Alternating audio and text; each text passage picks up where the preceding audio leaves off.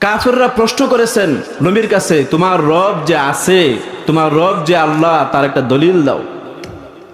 আল্লাহ পাক দেখায় দিছেন, খুব সুকৌশলে দেখায় দিছেন যে এই রব চিনো না, এই জমিন আমি সৃষ্টি করছি, এই জমিনের মধ্যে ফসল ফলাই, আমি আকাশে তারকা দিয়েছি, আমি চন্দ্র দিয়েছি, আমি সূর্য দিয়েছি, আমি এই সাত বিশাল বড় আসমান জমিনকে আমি সৃষ্টি করেছি।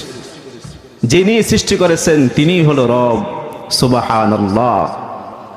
ओ मेरे रब है मेरे सब है मेरे पलने वाला है, ओ मेरे दिल में हिदायत का बत्ती जलने वाला है। এই জন্য মুহতারাম হাজরিন, ওই রব যেহেতু আমার, কাজেই গোলামি করতে হবে কার? আরে আওয়াজ করে বলেন, কার গোলামি করতে হবে? আল্লাহর গোলামি করতে হবে। না তো आसमां के लिए, ना तो आसमां के लिए, ना तो जमीन के लिए, ना तो जहां के लिए, जहां है तेरे लिए।